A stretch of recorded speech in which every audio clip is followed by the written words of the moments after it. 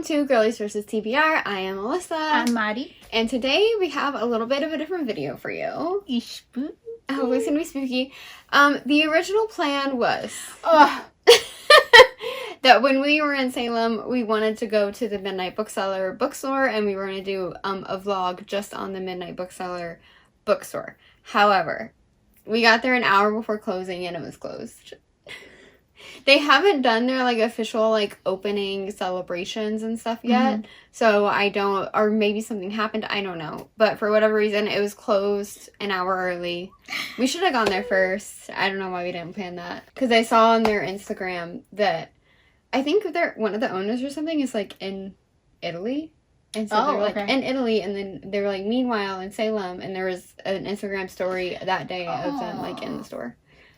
Yeah, we should have gone there first. Yeah. I just wasn't expecting them to close early. Yeah.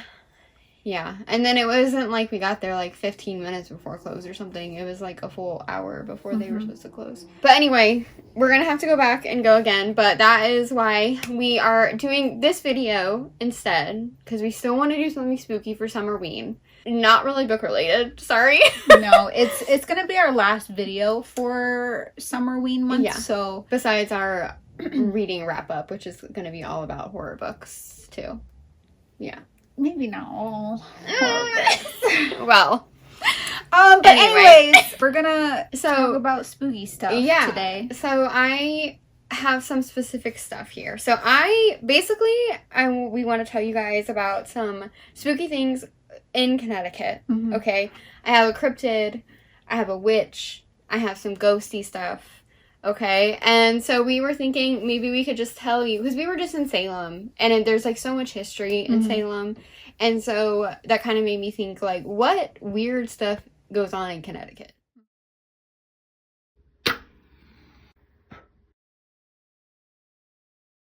Because I did grow up in Connecticut. Yeah.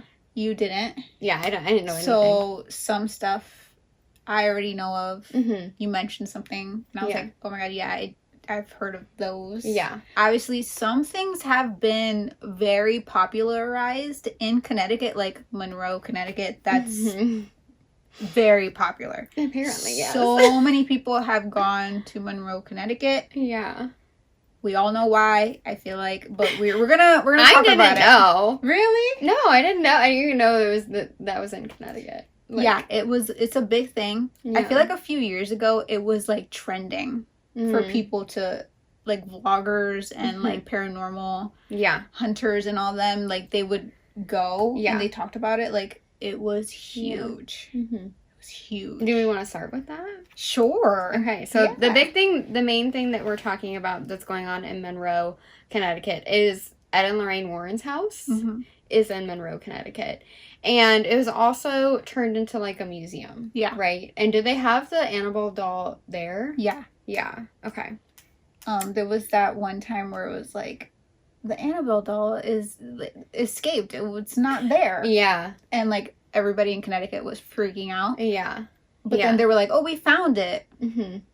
Did it ever really leave? I don't know. We don't know. Yeah, but I guess there is an occult museum in Monroe. Mm-hmm. And they had Annabelle locked up in a glass case there. Yep. The museum, we could have gone, but it is no longer open to the public right now. And I found this little tidbit. Basically, it was originally shut for zoning issues, but now mostly due to the passing of Ed in 2006 and then Lorraine in 2019. So now I guess they just can't figure out what to do with it. Mm-hmm. So now all the spooky stuff is just, locked up in this house in Monroe, basically. Yeah, I think I remember hearing that, whenever you go in there, specifically in that room with all, the artifacts and the creepy stuff, you couldn't touch it. Yeah. I mean, I wouldn't want to. There was no... But, there's people who are, tempted.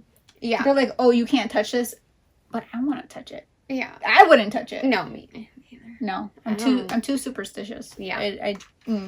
Bad juju. I don't like it. Mm-hmm. But, yeah, no. I've never been. Would you even go in? I said no, but I would go. Mm-hmm. If you bribed me. Okay, yeah. You would have to bribe me. Food. Okay. I was saying, like candy or something. Yeah, you need to, get me, something. Yeah. it's got to be worthwhile to step into that house. Yeah. I think I would go if it was open, but yeah, I wouldn't touch anything. We would probably like sage ourselves in the parking lot after. You know I'm going to put it in a little baggie and I'm going to be like, you're cleansed, you're clean. Yeah. Cleanse the car. I would cleanse everything. Yeah. I would cleanse everything. I would turn the sage inside your car and let it burn for a little bit. Yeah. We're going to like freaking do a hot box in there. Yeah. You'd be like, what are you doing? We're just saging. It's just sage. It's just sage, officer, I promise. But yeah, I wanted to ask you, do you believe in what they did? Because there's a lot of skepticism. Well, in looking this up, like, we kind of found that they didn't tell the truth.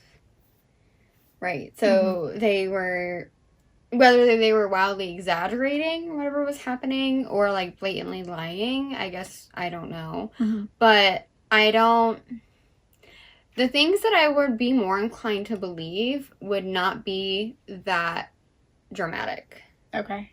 I guess is what I mean. Yeah. Right? So I think, like, it's more so remnants, maybe, of people's souls or memories that are stuck here. Yeah. Not necessarily, like, someone's possessed. Gotcha. Or, like, an entity is, like, you know, attacking the person in their home, in their house. And, like, I feel like that's a little dramatic. I don't think I would believe that unless I were to see it with my own eyes. And even then I'd be like, what is really going on here? Like, this is, you know, I don't know. Yeah, I don't think, like, everything they were doing was real. What about you? I also have that opinion. Yeah. Like, I do believe in something being, like, I do believe in something, okay? And I do believe in, like, spirits and stuff. Because I've seen things growing up, and we might get into some personal experiences later. But I do believe in something. I just don't know if, like, all of the extremism in all of those stories, I don't know. Like, because, like, I know a lot about Ed and Lorraine and, like, the Annabelle stuff, because I did deep dive in it when it was very, like, trendy to go to the house, and like, I watched Sam and Colby and stuff. So like, yeah, there's, like, people who have come out later on and said, yeah, I made that up. Yeah. And so it's like, okay, well, so this also, like, I guess kind of goes back to the original, like, twins when they were doing those seances, in France, I believe it was, where they were holding seances. Yeah. And it was very big in, like, the Victorian era, right, to go and hold seances. And I believe they kind of started that, and, like, why people also believed it so quickly, too, was because there had been a war. I don't remember what war it necessarily was. I know in the U.S., when it got popularized over here, it was also because of the Civil War. So many people had lost loved ones to war. Yeah. And they kind of preyed on that because you have so many unanswered questions regarding the death of your loved one in war. And so they preyed on that. We're like, yeah, we can connect to the spirit of your loved ones. But then it came out later that they were actually faking all the, like, noises, the knocking, all this kind of stuff. I've heard they of that, had said that they were faking it. That they were, like, they were, like, cracking their toes under the table. Like, or, like, in their shoes. Using their toes to do stuff under the table. I think stuff that's that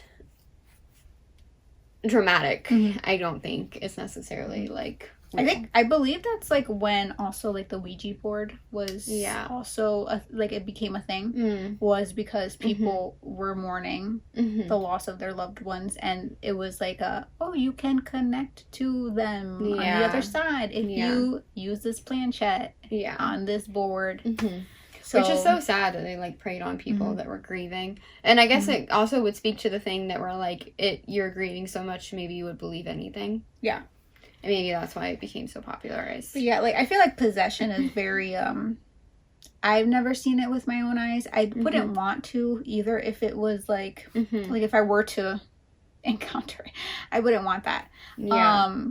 But yeah, I don't know. There's just, it's very dramatic everything. Yeah. So I'm just like, I would understand more, like, I would get it more if, like, people would see something, like, passing, or, like, it was, like, very subtle, like, you know, no one's in the house and you hear something, like, that I could believe.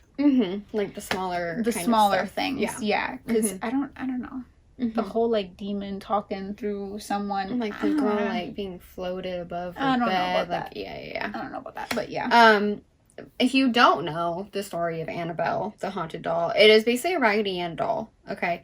And it was given to a nursing student named Donna by her mother, and she kept the doll in her apartment she shared with her roommate, Angie.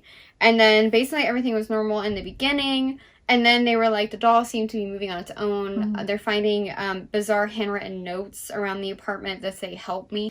And then they just, like, felt dread whenever they looked at the doll as well. They said due to the intensity of the disturbances, Donna asked for help from a psychic medium who claimed to have made contact with the spirit of a young girl named Annabelle Higgins. And then she died on the land where the apartment complex stood. I will say I do believe that, again, because I think, like, it would be a spirit or something that would be connected to the land. So I think if you do build over stuff where traumatic stuff happened, like, especially if it is a traumatic thing, because I do think I do believe that. They said it was not a benevolent spirit. It was linked, the spirit attached itself to the doll. It was linked to paranormal activity. A friend woke up with violent scratches when they stayed over at the apartment, and then Donna reached out to the Warrens for help, and they said the doll was trying to possess the roommates, and because of this they removed Annabelle from the apartment, and that it's in the Warren's home museum, locked up in a glass case. And then it inspired, of course, The Conjuring and the Annabelle movie. Isn't that franchise still going? The Conjuring? Yeah. They just had a new one, I believe. Yeah. It's still going now. It's still, yeah. With, is it Vera Farmiga is Lorraine? And Patrick... I don't know. I didn't see the trailer. I do remember hearing something about it still going. Oh my god. I was just scared from a door. That was like, because your door is lighter now. Yeah, because it moves now. Boom. Yeah. Spooky. Do you like doing, like, Trail of Terror, like, spooky? Yes. Yeah, me too. I love it. I love it. We have a really good one in Connecticut. Yeah. Or we have a few, but there's the one that I really like in Shelton. That one is so good. Yeah. We just wanted to touch on, like, Ed and Lorraine Warren because that's, like, the infamous like, tale. It's in Connecticut, right? I guess another one kind of ghost related that I found that I just thought was really interesting. A woman in, let me see if I can find, it was, 1783 is when she was born to 1859 is when she died. Her name was Hannah Cranna. Her name was actually Hannah Hovey, but they called her Hannah Cranna, and then on her gravestone, her grave marker, it does say Hannah Cranna instead of her actual name, Hannah Hovey, which is kind of strange. What? So basically, this is I don't know this one. It's the Wicked Witch of Monroe is what she was called. Yeah. Okay. She lived in Monroe. It's just kind of an interesting story. There is, like, a ghost story attached to her as well. If you know Monroe, Connecticut, she lived basically on a property near Cutler's Farm Road. And she died of natural causes at 77. And then this article that I'm reading does say, isn't 7 supposed to be a magical number? And she died at 77, so yeah, I don't know. Basically, she was kind of known as dabbling in the black arts. Like, if people would cross her, then things would start happening to them. Or, like, would stop happening. Like, hex her, like, hex people or something like that? Yeah, it was mainly like that. So the stories that I found on this article, a lot of the stuff that I'm reading from is from a website called Damned CT, or Damned Connecticut. It is this guy, Ray Bendici, that has posted a whole bunch of articles about it. So that's a lot of it. And also I've gotten some stuff from Reddit, of course. But that's, like, a lot of the websites that I'm using for this, just to credit them as well. But basically, none of this stuff started she didn't have any witch accusations until her husband died, and they just were like, we think she had something to do with it. So the tale goes that one night Captain Hovey went out for a simple walk and somehow toppled over a cliff, resulting in his untimely demise. No one believed that he could be the victim of such an accident like that, and so whispers started that Hannah had somehow bewitched him, causing him to become so dazed and confused that he inadvertently fell to his death. Question. He was captain, right? Yeah. I don't know. I'm assuming sailor? I don't know. By the water? Captain. Maybe it could be in, like, the military. Okay, because I was going to say, like, I feel like if you have captain in your name... Yeah. What if he was drinking? Mm. What if he was drinking? Yeah. Did they have autopsy back then? No. Probably not. He could have been drinking. Yeah, I love how you're vehemently defending her already. I'm just saying, it's a man. Yeah.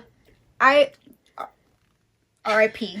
Okay. I don't know if he was a good man or not. Yeah. But what I'm saying is, yes, he could have been drunk. Yeah. And just yeah. Or maybe he just wanted to, commit slip and slide. I don't know. Literally. We don't know. Yeah. And then they're like, "Oh yeah, well, we're just going to blame that woman right there." Yeah. And it was saying too that her shrewish behavior hadn't really endeared her to others. So also she was just like kind of a weirdo, apparently. Oh my gosh. A weirdo. She probably didn't want to talk to these random people after her husband She's probably antisocial. Yeah. Yep. So, and it even just like made it like it got worse how people viewed her after her husband died. So these are some of the like stories that I guess are how she, I guess you could say, hexed people, right? So she often insisted that her neighbors give her free food and firewood, and if they didn't immediately comply, she relied on her witchy reputation to threaten them. When one local farmer's wife allegedly tried to deny her a fresh baked pie, Hannah cursed her, so the story goes, and the poor woman was never able to bake again. Which is also, like, so funny. To be honest, she's trying to get free food. I love that for her, yeah. Go on, queen. Yeah. Like, you dropped your crown. You're supposed to... Aren't you supposed to help? You're supposed to go give casseroles to people. But you're also supposed to help the widow people in need. Yeah. She just wanted food. Homegirl just wanted food. Yeah. Another story tells, also, if you could smell that pie baking and they wouldn't give it to you, like, at least a little bit. Like, I would hex someone, too. So, another story tells of how after catching a man fishing for trout on a brook on her property without her permission, keep that in mind, Hannah laid a curse on him and he never caught another fish. Over the years, such incidents demonstrating her otherworldly prowess supposedly occurred, solidifying her infamy with and power over the locals. To be honest, if I had this reputation, I would use it to no end. Back in the day? Yeah. Yeah. Yeah.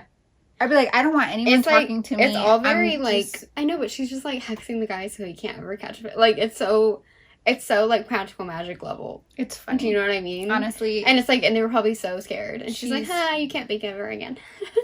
Like, and they were probably, like, terrified of her. Yeah. I would. Yeah. Hannah, you sound like a lovely lady. Yeah.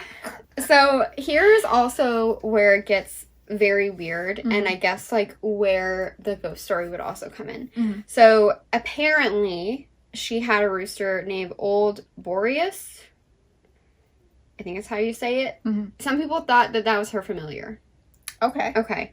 So, when he crowed his last crow, and she was like, okay, he passed, Hannah told her neighbor that her end was also near. Quote, "My coffin must be carried by hand to the graveyard, and I must not be buried before sundown." She died the next day. Oh my goodness. Spooky. That's spooky. A little spooky, yeah. That is spooky. So... Oh, I just got chills. Yeah. As it was snowing heavily, the locals decided that rather than follow her instructions, it would be easier to pull her casket across the snow on a sled. But as the procession started toward the cemetery, the coffin came off the sled and slid all the way back to her front door. They tried again, but met with more trouble. Rather than further incurring the supernatural wrath of Hannah, they decided to just carry her to the graveyard. They're like, okay, we're going to follow those instructions, okay? After much struggling, they eventually got the old witch into her grave just after sunset. Happily, to finally be rid of her, they returned to Hannah's home, only to discover it completely engulfed in flames. Oh my gosh. Yeah. And so she said, I must not be buried before sundown. They buried her at sunset, too. So they tried to not carry her by hand, and then they buried her right at sunset. So there's obviously some legends that are, about this today. Mm-hmm. You can also go to her grave in Monroe. Mm-hmm. And I can also show you a picture. But one of the legends is basically that from time to time, the specter of a mysterious woman will suddenly appear in the middle of Spring Hill Road, causing an unfortunate driver to swerve and lose control of his car and crash into the gravestone. Basically, they're just saying it's really easy to find, that she shows up, on the road where her gravestone is.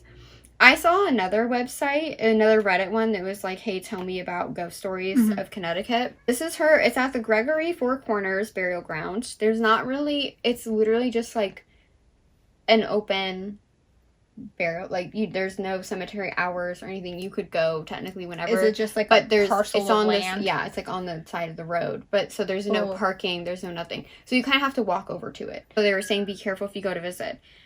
What's interesting is that I saw on this Reddit story, someone said there is 2 death years on her gravestone. And there is. It says 1783 so 2, 1859-60. What? So 1859-60. What the hell? Yeah, and then I did the math. So like, does that just mean she was 60 years old? No. She was, when you do that math, she was 77 or 78, but I guess depending on when her birthday was, 77, mm-hmm. which is what they said in the article as well. So I don't know what that -60 is there for, but it's the next year, so 1859-60. Yeah, why would really they weird. Do that? Yeah, I don't know. And it says wife of Captain Joseph Hovey on her gravestone, but it says Hannah Crana on the top of her gravestone. Very strange, right? I kind of want to go visit this. I really like her little tale, her lore. Yeah. I love that. She knew how to use her reputation, everybody being like fearful of her. I feel like she used it mm-hmm. to get what she wanted. Yeah. You know what I mean? Mm-hmm. After her husband's death, like she was just like, you know what, F this, let's just go with it. Yeah. And when I was looking her up as well,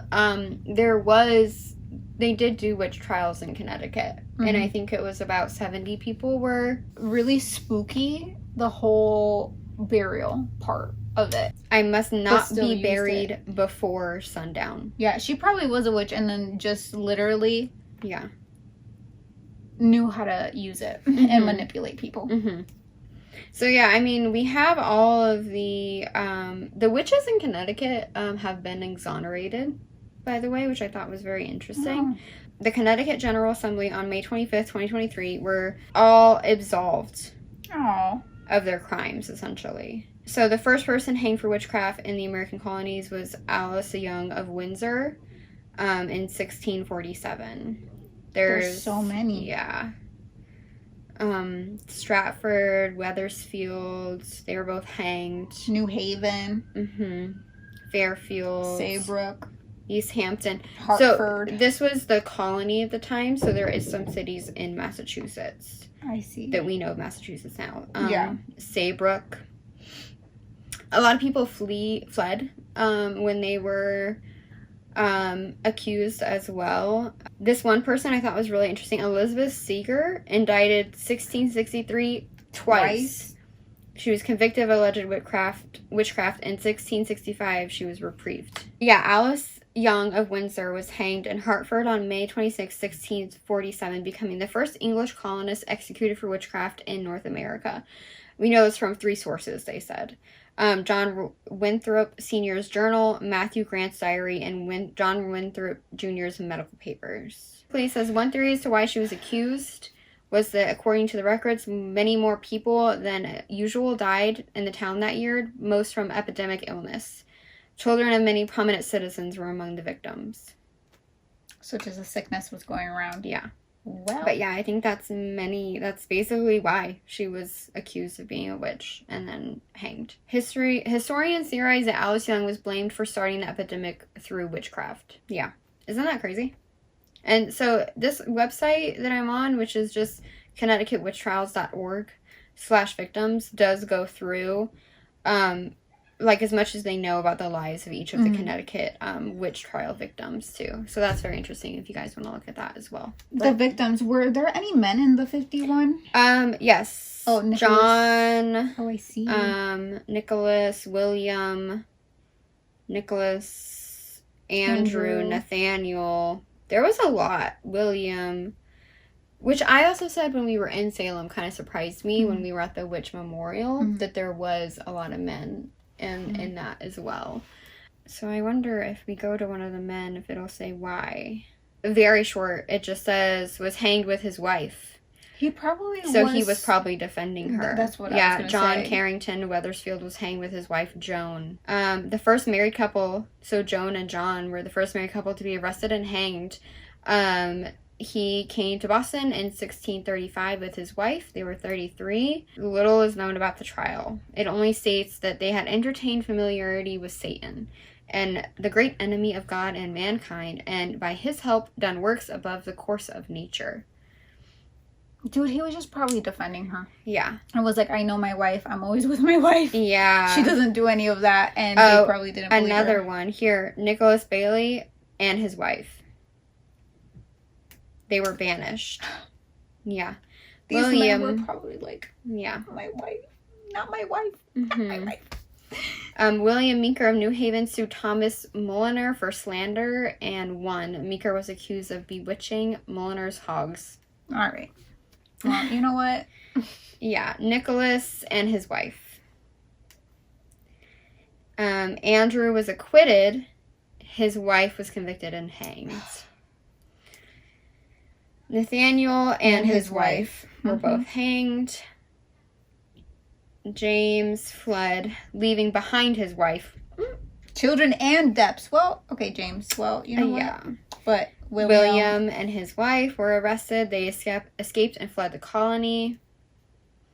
John and his wife were accused during the witch hunt. They sued their accusers, thus freeing themselves from suspicion. William was indicted for alleged witchcraft, but not convicted. Alexander Williamson was just slandered as a witch. But yeah, a lot of them were because their wives were probably also being accused. This is a very interesting website. Yeah, it's the Connecticut Witch Trial Exoneration Project, which is really cool. There's, I guess, Connecticut Witch Trial History Trail. Witch Hunt Podcast, genealogy research, the victims, there's a tribute message wall, and then the Alice Young story, which is the first woman. But yeah, so I just thought that was really interesting that, you know, that was, a lot of that was in middle to late 1600s to early 1700s, and then Hannah Cranna was after that. I wonder how she escaped being, like, hunted, essentially. You know, it's kind of interesting. But yeah, so those are, so far, 2 of the stories that are just spookier. And then the other one that I have is in a completely different direction. Are we going on to cryptids now? Yes. I love cryptids. It's a little less depressing. But yeah, change the tone a little bit. Just a little bit. Okay. What the heck is that? What is that? How do you say that? I think because I've seen every single article that have talked about this specific cryptid said how it was named.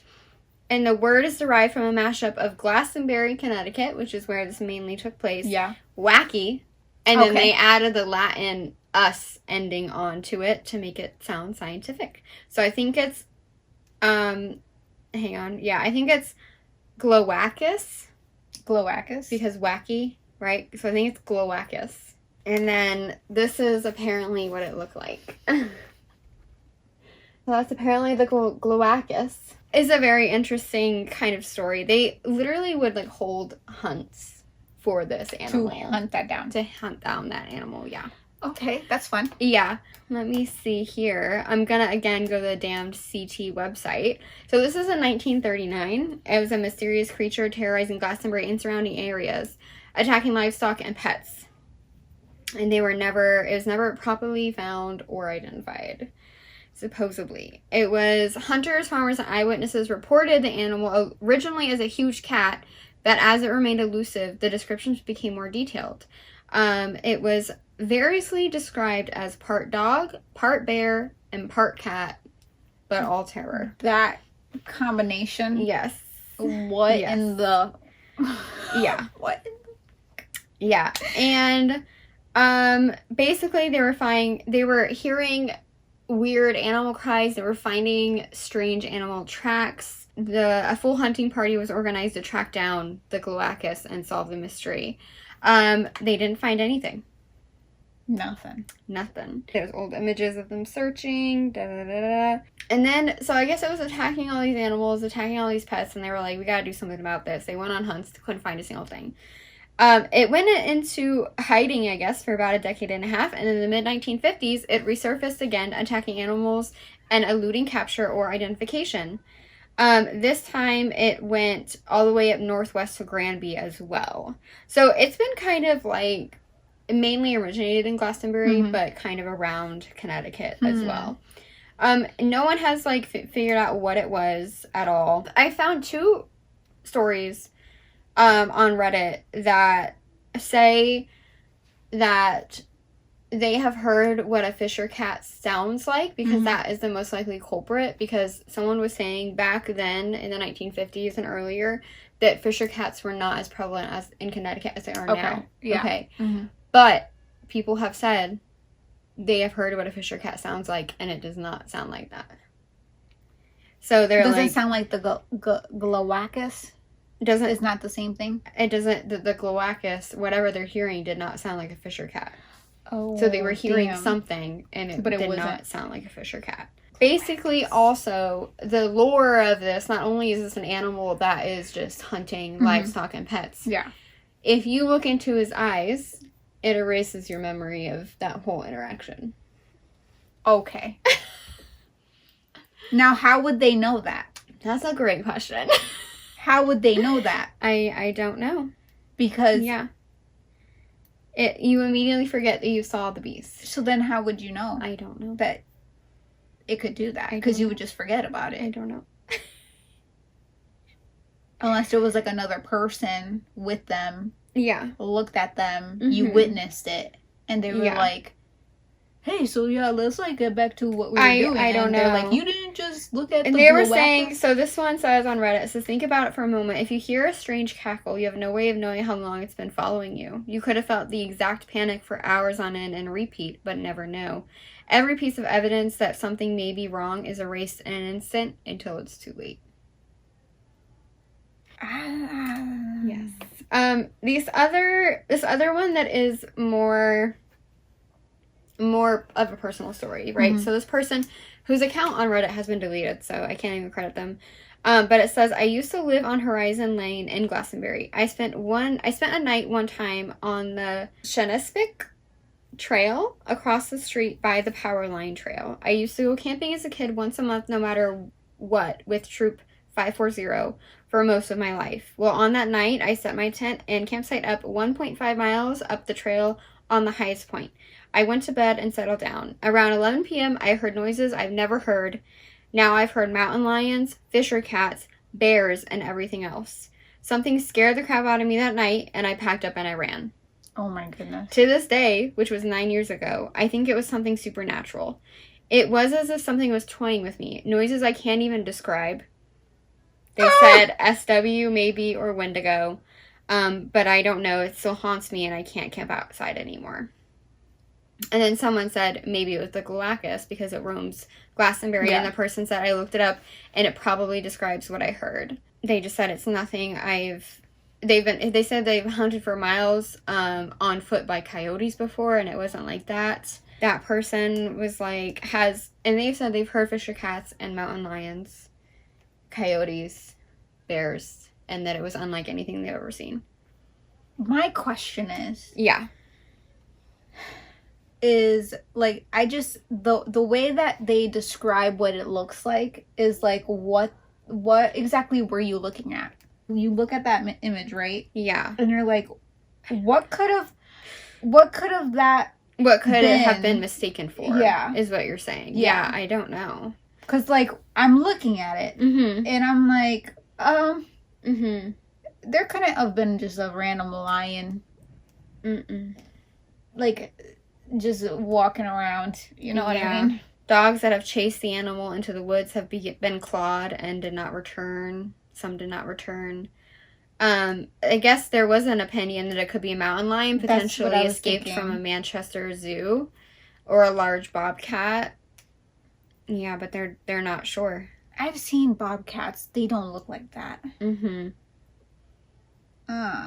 Yeah, I don't know. This is a stage photo of someone searching for it. It's really funny. Whoa. Yeah, so some like sports teams and stuff will use it as like their logo now. Yeah. Yeah.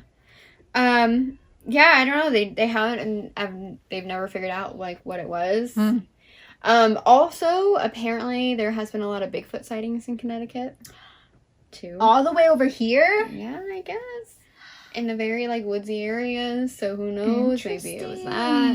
Interesting. I don't know. I think one thing that I had read also said that like it does. They've said it emits like almost a constant noise, like as if it's using echolocation. Bigfoot. The Galactus. Yeah. Oh my gosh. So yeah.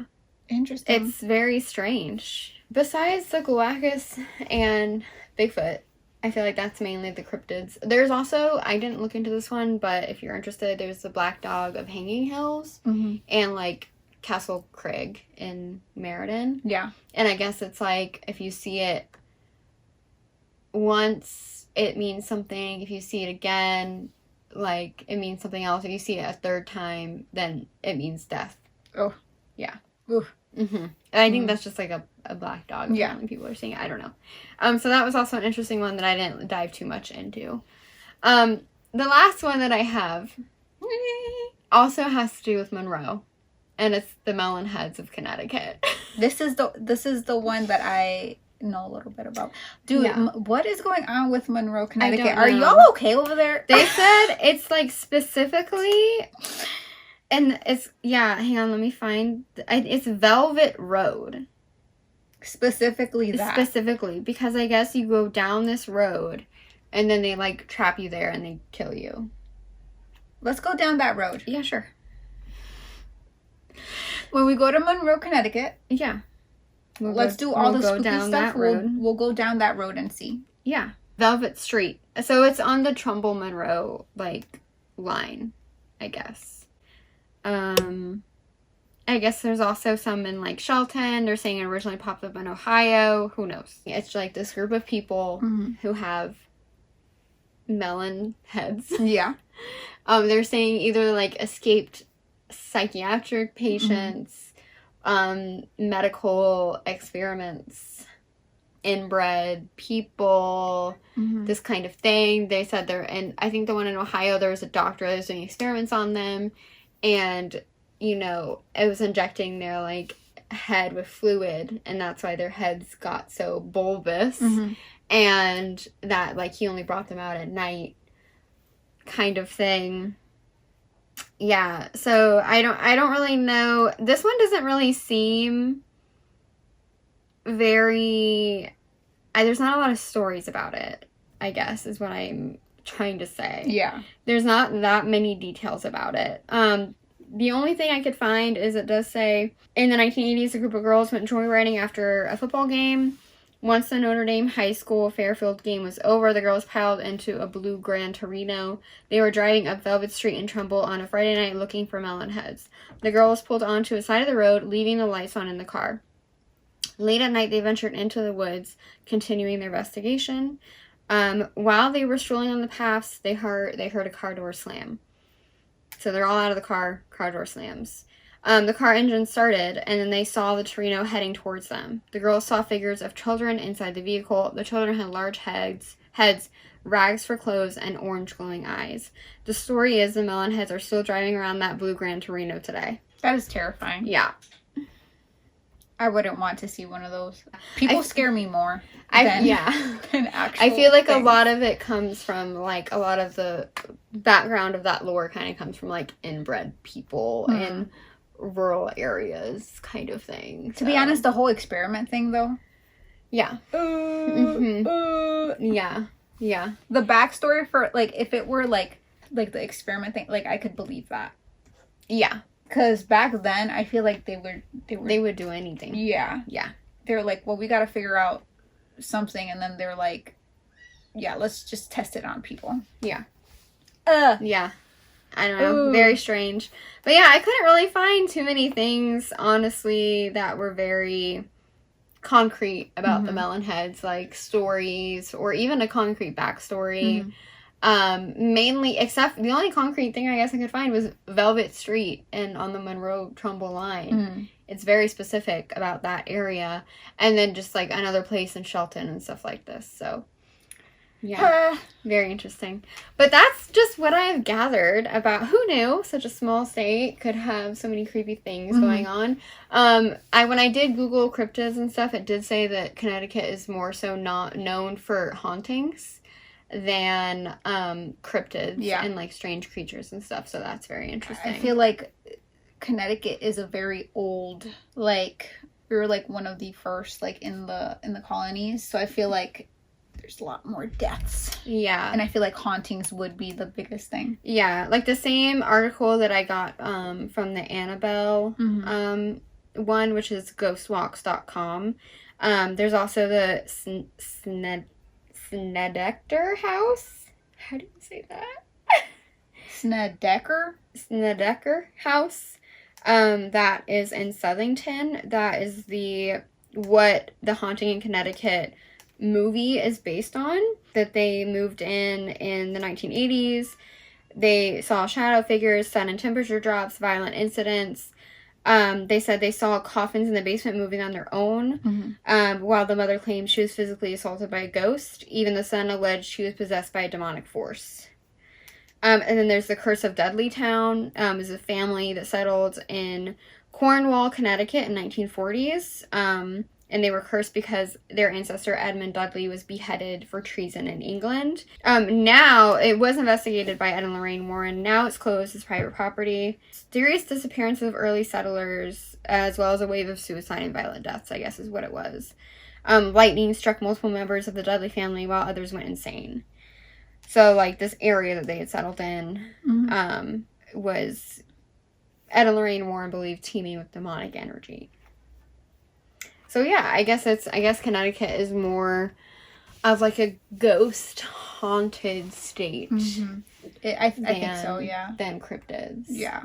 Yeah. I feel like we also don't have that much like open land compared to other states. Like other states, like there's acres upon acres of just like non-inhabited. No one's even been in there. Yeah. Yeah, like so I feel like ghosts is like a bigger thing. Yeah. Yeah. We're a small state. So, after all this talk of cryptids and legends and lore and ghosts and witches. Yeah. Do you have any spooky stories to tell? I do, actually. I love hearing other like people's experiences. Yeah, I think I've told you these before, I know, but so it won't be new for you. Yeah. I've had a couple of just weird stuff. I'll tell a couple of them. There was one where I was at my place of work one time, which this whole town was kind of built over an old factory. And I don't know, I think I've told you this. It was, and now it's been rebuilt. It was like a strip mall, basically. And yeah, it was built on like the remnants of the factory. right? So they, like, I guess got rid of the whole factory and then built this on top of it. Again, which I'm like, don't build over stuff where traumatic things have happened, which we all know that factories back then were very traumatic. Yeah. And a lot of traumatic deaths happened at them. It was closed. I was closing with another person, and we were walking through the empty store, and I heard someone go, "Hey." And I was like, "Did you just hear that?" And the other person I was closing with was like, "Yeah."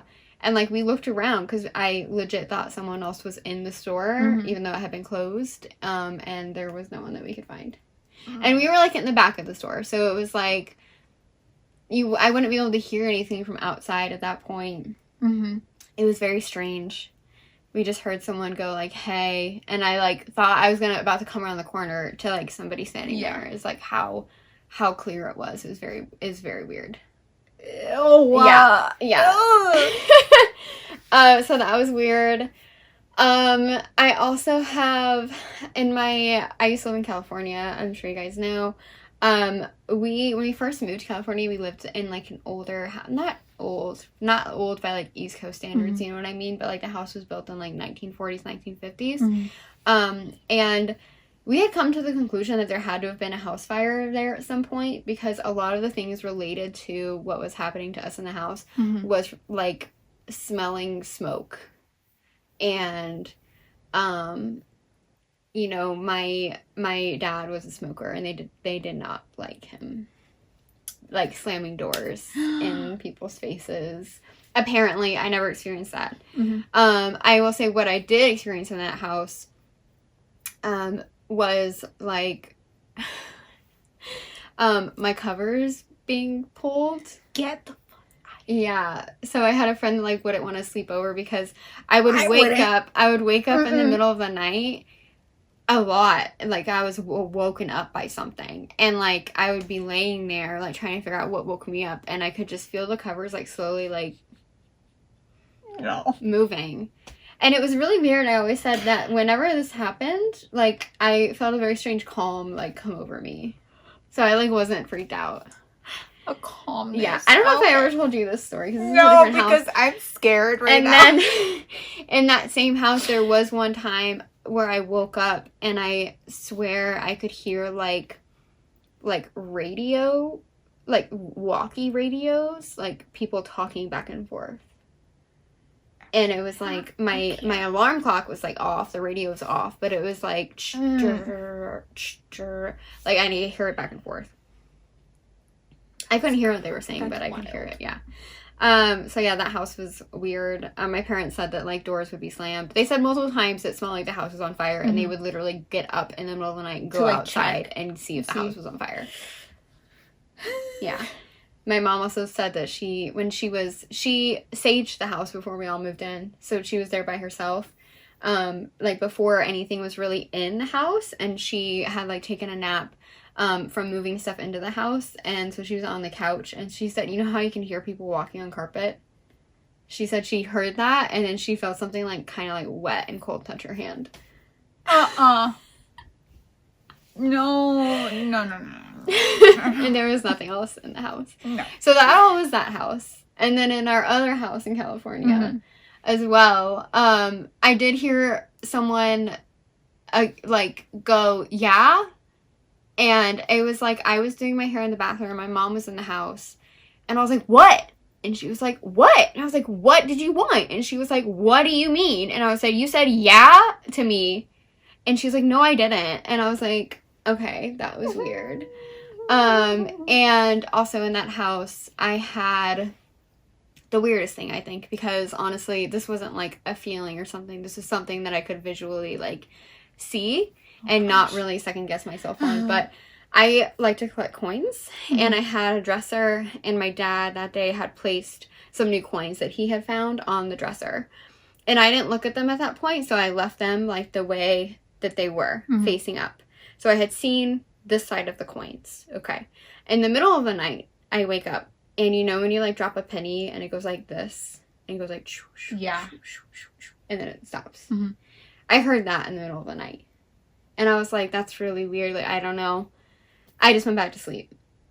I wake up the next morning. I walk by my dresser. And I'm like, oh, what coins are those? Because it was on the other side. And I hadn't seen the other side of the coins. Yeah, they were flipped. They were flipped. And honestly, that is the biggest thing where I'm like, because I never looked at the other side, so I didn't recognize the coins. Yeah, you don't know how to explain it. I don't know how to explain how they flipped in the middle of the night. I don't like that. Yeah. I don't like that at all. Ugh. Yeah, and then I also had, like, a shadow box in that house, and, you know, like, you put trinkets and stuff. I had, like, a dried, like, sea urchin that was very, like, delicate, and I had the shadow box on a wall, and then below the wall, I had, like, this little, like, nightstand, and then I had come into my room one day, and the sea urchin was on the floor. From the shadow box on the floor. And, like, so somehow it either didn't break if it fell onto the nightstand, or it completely missed hitting the nightstand that was directly below it. And then I was You said it was in the box? It was in a... Do you know what a shadow box is? So it's like... It's just like an open square shelf. Oh, okay. That you put on the wall. Okay. So it's just a square. Okay. And so I had stuff sitting, like, inside the square. Okay. And that was on the wall. Out. And then it had, like, either missed my nightstand or hit it and didn't shatter. But it was very, very delicate. So I think it would have shattered if it hit that. So then me being like, I don't really believe in this kind of stuff, right? And, like, I am a very science-minded person. And so I put it back on the shadow box. And then I, like, slammed all the doors in the house. And I even, like, nothing was happening. It wasn't moving at all. Like, it wasn't, like, it, like, shook off. Yeah. Unless we had an earthquake and I didn't know about it. I don't know. But I put it on and I bang, bang, bang, bang, bang on the wall next to the shadow box. It still didn't move. So I was like, that's weird. Ooh. That's the majority of my stuff. There was one night, kind of more recently, where I guess it was twice that I feel like I saw my cat that has passed. Yeah. Yeah, and that one's sweet. Yeah, it was kind of like that instant recognition of, like, oh, that's Colby. But, like, obviously that wasn't him. But I, like, saw a flash out of the corner of my eye and was like, oh, it's Colby. He's with you. Yeah. He is. That's your baby. But yeah, so that was, like, the most recent. All my other stuff was just in, like, those old houses in California. Nothing really has happened in Connecticut besides my cat. I know you have some creepy ones, so you have very creepy ones. So tell me about yours. I guess I'll try and go in order. Can't really remember. It might be out of order. I don't remember. I think the earliest one that I could think of is, like, when I actually... So, where I live right now, I used to live right next door growing up. And then we moved, and then somehow the universe was like, you're gonna come back to this this spot. You know? Oh, so not back to back, like, time-wise. No. So, like, we lived there... and then we moved to another spot. And then now we're back here. Right next to the... Okay. Right next door. Okay. Right next door. Yeah. Which freaks me out sometimes. Because I'm like, I hope that family is not experiencing anything. But I think that it followed me, to be honest. So I think they're good. It more so likes you. I don't want it to like me, actually. When I was younger...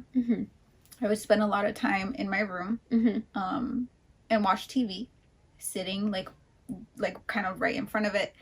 And it felt like every night. It couldn't have been every night, but it felt like often where I started getting annoyed at this, actually. So I would, from the corner of my eye, my door. So I grew up with my grandparents, and they always wanted me to keep the door cracked, just so that they could peek in, or, like, if I need to, like, on you. Yeah. So they just was like, just leave your door kind of opened or whatever. Every night it felt like there were, like, shadows crossing from the bathroom to my grandparents, like, their bedroom. Just, And I was like, what is that? Yeah. Like, what is it? At first, I was scared because I was like, that looks like a person is going from room to room. Mm-hmm. So I'm like, oh, absolutely not. Yeah. And obviously, like, I grew up kind of religious. Like, like, my grandpa was really religious and we went to church and stuff. So in my head, I kind of could be like, oh, well, those are just, you know, spirits or, like, shadow people or whatever. But I got to the point where I was, like, just, like, fed up and I would just close the door. Yeah. Because they never went into my room. Yeah. Like, I've never seen one, You didn't ever, like, open it wider so you can really see what was going on? No. No, absolutely. I wasn't that curious. Yeah, you were just like, yeah. I would just close the door because I was like, I don't want to keep seeing this. Yeah. Because it so kind strange. Of like, yeah, it was just weird. And I've never seen like a connection to anything that would like go on at all, but I did see that stuff. Another story was, there was this one time my grandpa, he used to wake up and pray at the end of the bed. In like the middle of the night, I don't know. That's creepy. I would get scared and I would jump into bed and sleep in the middle because I was like, I can't sleep by myself in my room. I can't. And I woke up just randomly in the middle of the night. He was praying, and I swear on my life, okay, the closet door was slid, okay, and it was dark in there, in the closet. Okay. It looked like there was a man standing there. Mind you, I feel like I'm getting chills. Yeah. It was like a robed person. Looking back, I did think that it was because they made me watch in church that Christian movie where it's like, it's Jesus. It's the Jesus. Passion of the Christ? Yes. I don't know. Have you ever seen it? No. I'm about to scar you. That looks like Voldemort. But yeah, it's... Okay, with like a cloak over the head and everything. Yeah. Okay. And then that's also... There's a scene with this baby that type looks of thing. Like a baby with a grown man's Okay. face.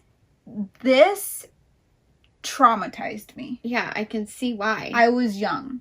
So I think as a child... You were projecting that. I was projecting seeing that in the closet.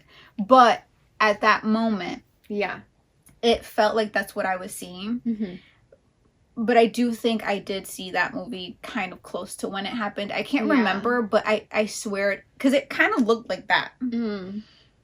Except it just had a very horrible energy. Oh. Like, there was an energy in the closet that just was not good. And maybe I was just... My eyes were seeing that. But it was definitely... Your brain was, like, filling it in, maybe. Yeah. But it was literally... It just felt heavy in the closet. That is so weird. That is so creepy. And so I was like, okay, let me go back to bed. Yeah. So I did. You're I just was like, never mind. I sleep. I turned over. I put the cover up. And I was like, my grandpa's praying. He's fine. Because he was closer to the closet. Yeah.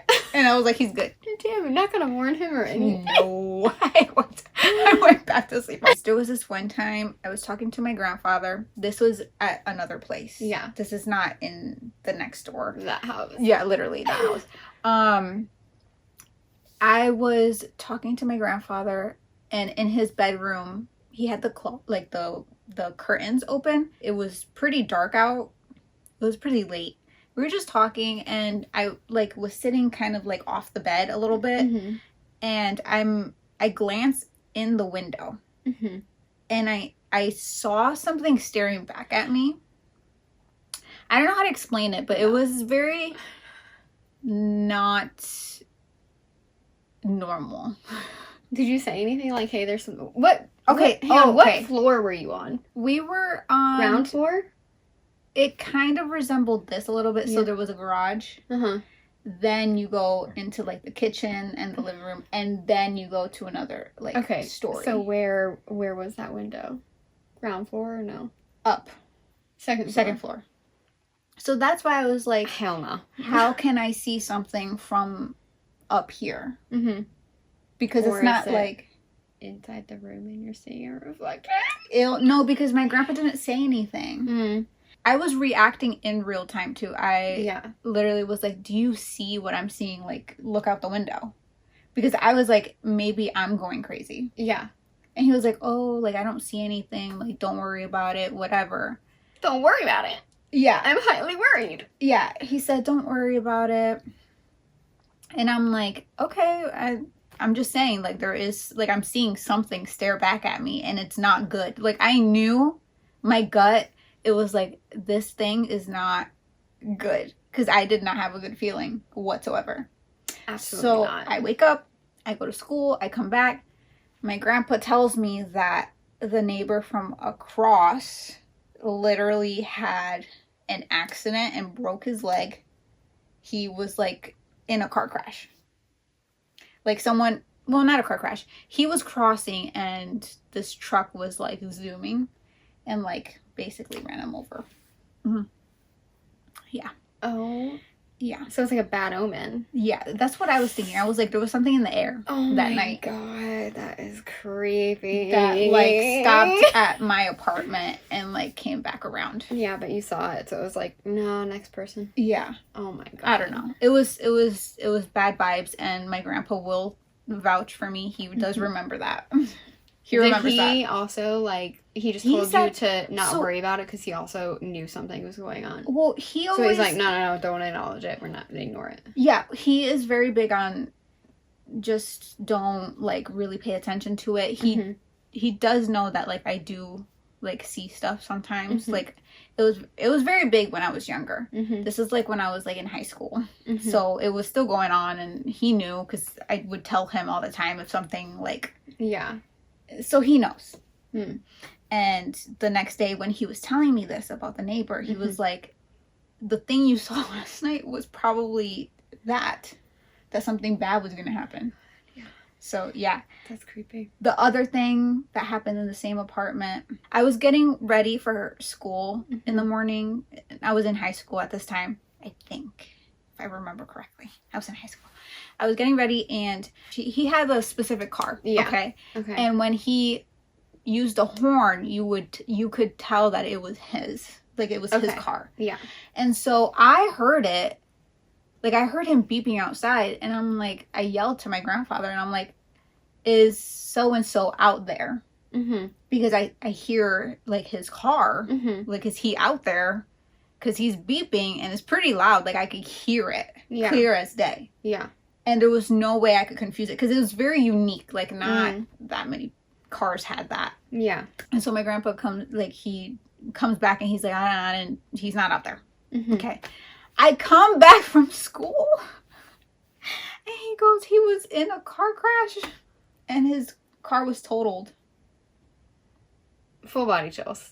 And you know what? You've told me this story before, but I'm still having full body chills right now. Like, and my grandpa could vouch for this one too. That's insane. Because when it like when the things happen, like, I don't know what they mean, like, at all. If I just say something anything about me,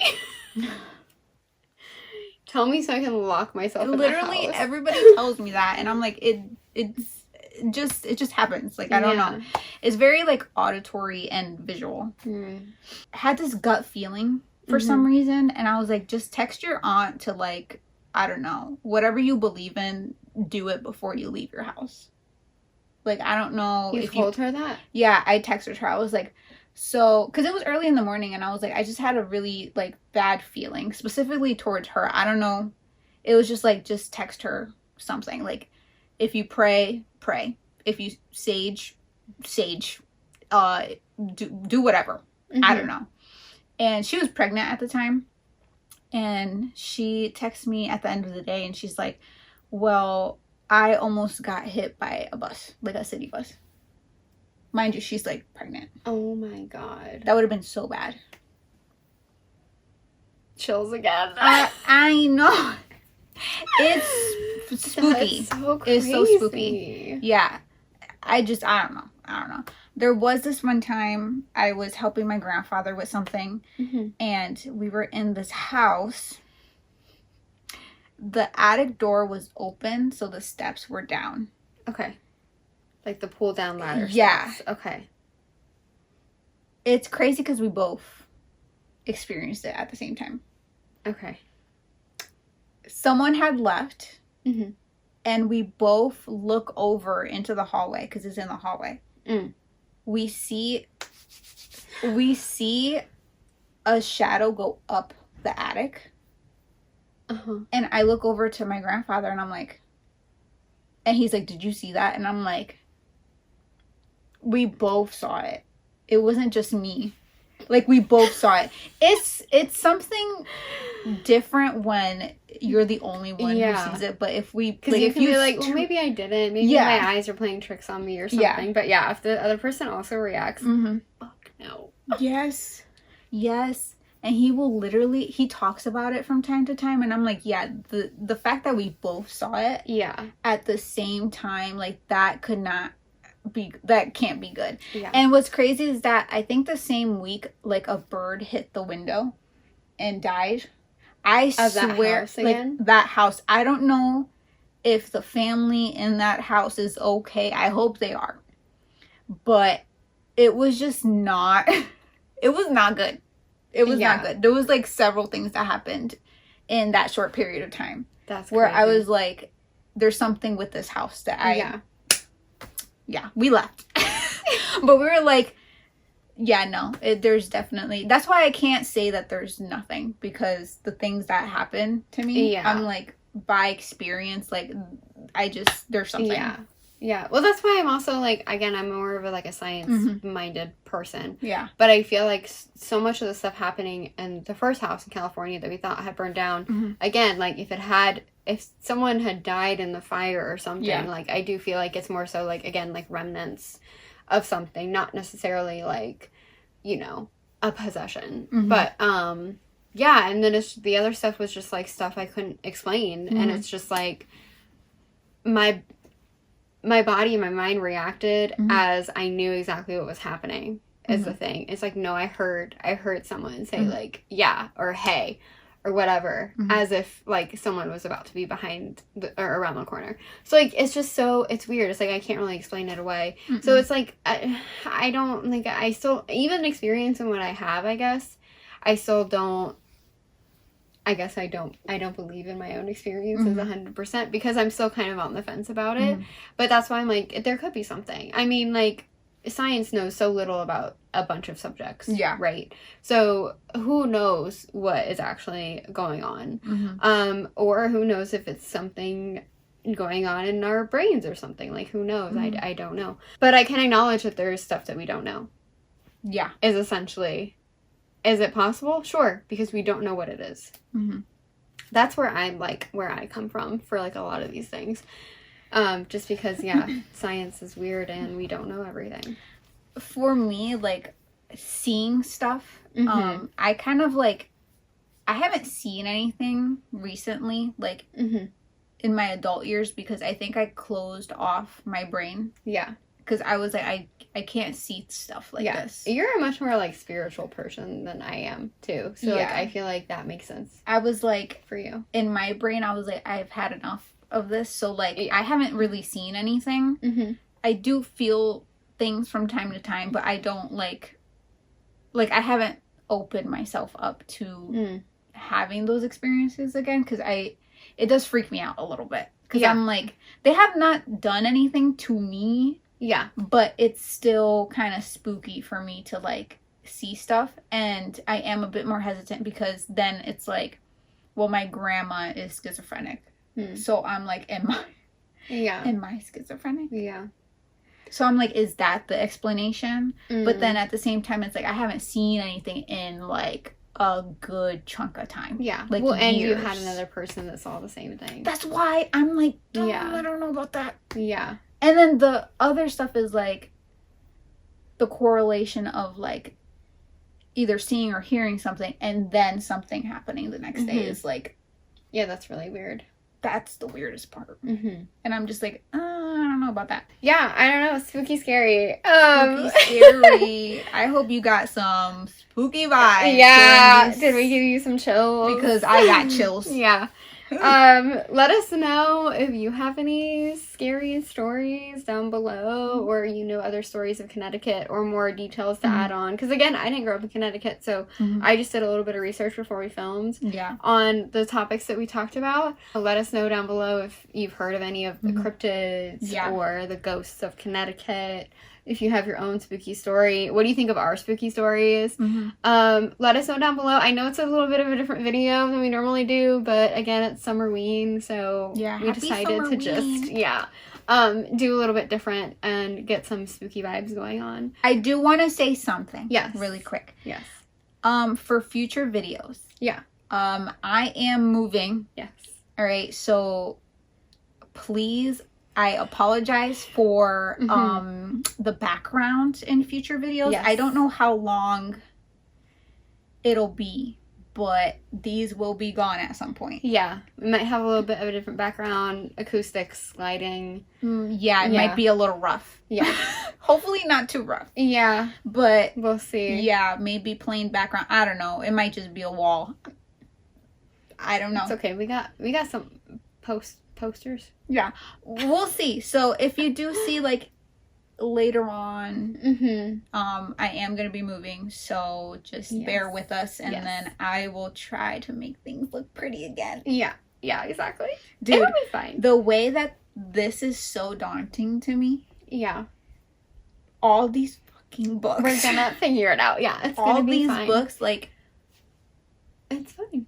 It's fine. We'll figure it out. But yeah, we're just letting you guys know that there's gonna be...